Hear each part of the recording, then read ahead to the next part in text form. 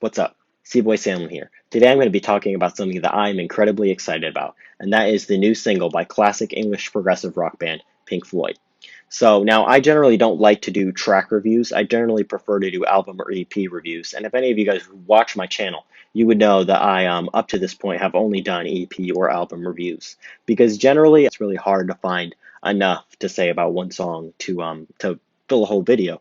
But the thing is that this is Pink Floyd, and if any of you guys know me at all, you know that I am a huge fan of Pink Floyd. Pink Floyd has always been and always will be my favorite band of all time. It was hearing their classic 1979 double concept album, The Wall, that completely changed my view of what music could be, and awakened my love for music, really. And because of that, I have always been and always will be a huge fan of Pink Floyd. And so to hear them back with a new song for the first time in nearly 30 years is incredibly exciting. I mean, yeah, there was the whole Endless River project, but that was mostly them taking old songs and old recordings and piecing it together into sort of a new ambient album.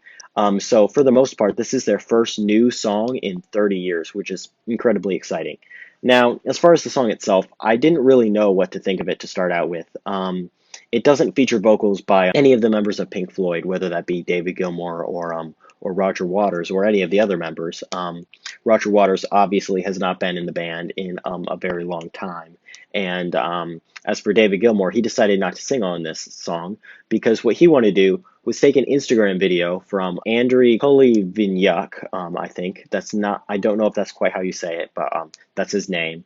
And he is essentially what this guy did was he made an Instagram video of himself singing the song "Oh, the Red Virum in the Meadow," which is a World War I Ukrainian protest song.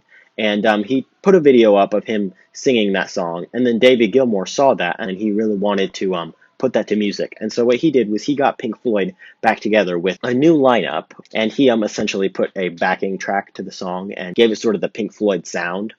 So the lineup on this song is David Gilmour, obviously, who is playing guitar on the song, and then you've got Nick Mason, who's been playing drums with the band for their entire existence since all of their early recordings. And then you've got Guy Pratt as well, who was the bassist of Pink Floyd for the last practically 40 years. He played on their last three albums actually, and he's been essentially a member of Pink Floyd in everything but name. Technically, he's just a session musician, but for the most part, he's been a member of Pink Floyd since their 1987 album, A Momentary Lapse of Reason. And then also you've got Nitin Sawhney, who is the keyboard player on this track. This is his first song with Pink Floyd. He's essentially replacing Rick Wright, the previous keyboardist of the band, who unfortunately passed away in 2008. And then you've got obviously Andriy Koliviniuk, who is doing the vocals on this. And essentially what David Gilmour did was he took the vocals from the Instagram video and he put it over a backing track that Pink Floyd did.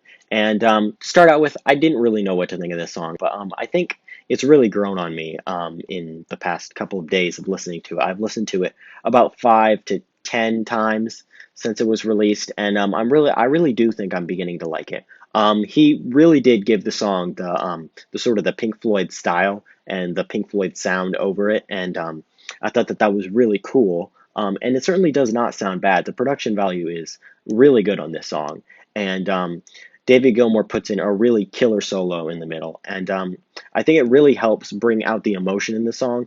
And to say one thing, I mean, sure, Andrew Koliviniuk is not David Gilmour. He's not Roger Waters. But his voice was really amazing on this song. He did an amazing job singing on this track. And I thought that Pink Floyd's backing track was really able to really bring out the best in his vocals. And I think that this was a really well done song. And Pink Floyd has always been really good, always been sure to put out incredibly high quality material. And they certainly did not disappoint with this song. Even though it's their first new song in a really long time. I don't know if this is going to be a one-off project or not, if Pink Floyd is going to carry on with this lineup and continue to release more material. And honestly, I would be quite excited with that. The Endless River was really not a very good final album for Pink Floyd. I think it would be much better for Pink Floyd's legacy if they were to release a new final album.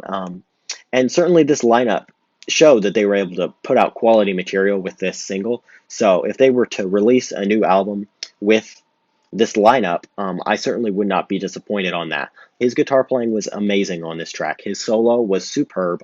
Nick Mason, obviously, he's a great drummer. He's been playing drums with Pink Floyd for their entire existence, and his drum style is really amazing. He's one of the greatest drummers of all time, and he certainly did not disappoint on this track. He gave it the classic Pink Floyd drum sound, and he did a great job with it. Guy Pratt did a great job on the other three Pink Floyd albums that he played on, and he did a great job on this track as well. Natin Swanee, his keyboard playing was superb. I think he really did not bring shame to the Pink Floyd name. I think he did a great job on this track, and he certainly did not bring shame to Rick Wright or Pink Floyd's name. He definitely was able to play in Rick Wright's typical style of playing, and he did a great job with that. Overall, I think this does show a little bit of hope for the future of Pink Floyd. If they were to release a new album with this lineup, I think it would be really good. Whether that's going to happen or not, I don't know. I think that more likely than not, this was just a one-off project because they're trying to bring awareness to the whole thing that's going on in Ukraine. And so they just basically did this for charity. All of the money from this song is going to be going to charitable organizations with Ukraine and all of that. So I don't know if this is going to be a one-off track or not. I would hope that this would not be a one-off track, but nonetheless, I think it probably is. But even if it is, it's still an amazing track, and I really did enjoy this song. I think it was superb. Overall, I think this is a great track. I'm going to give this a rating of 4.2 stars, I think. 4.2 stars is fair. So anyways, thanks for watching. I hope you enjoyed this video. Definitely subscribe if you enjoyed it and hit the like button so that more people can see my content. And as well, if you have an album that you know of that you would like me to review, I'm trying to do reviews every Monday. So definitely put that down in the comment section and I'll take a look at that. And if it's something interesting and something that I have any strong feelings about or like in any way, I will definitely do a review on that album that you recommend in your comments. So definitely put a comment down below. Thank you so much for watching.